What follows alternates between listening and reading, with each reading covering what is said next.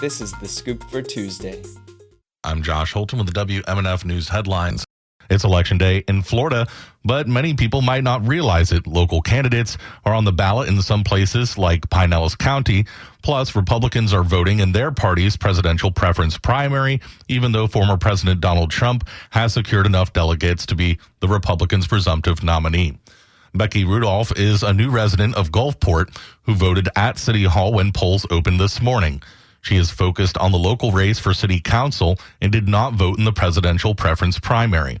The Florida Democratic Party opted not to hold a primary, which Rudolph says may have led to fewer Democratic voters coming out to vote in local elections. Probably did, just because people don't always pay attention to the local stuff, which I think gets overlooked a lot. And also, I saw that in other states, people were able to protest by doing unchosen, I forget the particular term, but so we weren't given that opportunity to sort of show where we're at. So it's unfortunate, but not surprising here. It's very important to vote for your local because it affects you the most.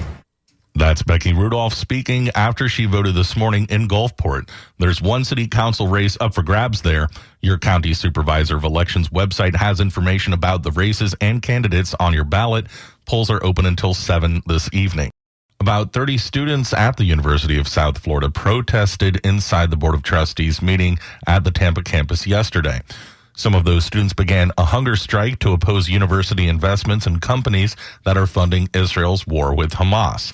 All eyes were on the protest inside the Marshall Student Center, especially after last year, one protest led to the arrest of 5 students. Chairman of the Board of Trustees, Will Weatherford, is a former Republican member of the Florida House of Representatives and was appointed to the board by Governor Ron DeSantis 2 years ago. We do not select individual stocks for companies or investment. Instead, the university contracts with fund managers who invest in a variety of asset classes, which include companies in most major industries. These professional managers are experts in their field and make prudent investments in the long-term financial interests of this university and its employees. Will Malechko is a sophomore at USF and majors in economics. He started his hunger strike today to show support for civilian lives lost in Palestine. We're trying to establish that link of solidarity somehow. We're trying to make sure that our university, our institutions aren't complicit in what's happening over there. So it is just a fraction of what they're going through, and we all understand that, but we're determined to at least show any level of solidarity we can. Students held signs asking USF to divest from companies like Northrop Grumman, Boeing, Lockheed Martin, and Hewlett-Packard. Malechko maintained the action is all about peace. We just want to see Jewish people and Arab people living in peace, hopefully together and not separated, because when you're separated by walls and military checkpoints, you're not living in peace, you're living in a police state. About half a dozen students also held an Israeli flag outside the meeting to show their support for their viewpoint, but students holding that flag declined to comment. About 18 students will engage in the hunger strike to underscore their demands for USF to publicly call for a ceasefire and to divest from weapons manufacturers. Yesterday, Tampa political and housing leaders unveiled plans for a new community center in Robles Park. WMNF's Chris Young reports that this is the first step in a revitalization for the aging public housing community in Tampa. U.S. Representative Kathy Castor was joined by Mayor Jane Castor and other Tampa housing leaders at a school near Robles Park for the announcement. So today, we're very proud to announce $4 million for their community hub. Developers will use a total of $6 million to create a 30,000 square foot community center in the area. Tampa Housing Authority says the community center, called a Smart Community Hub, will be a central point of access for health, wellness, and financial and educational support services.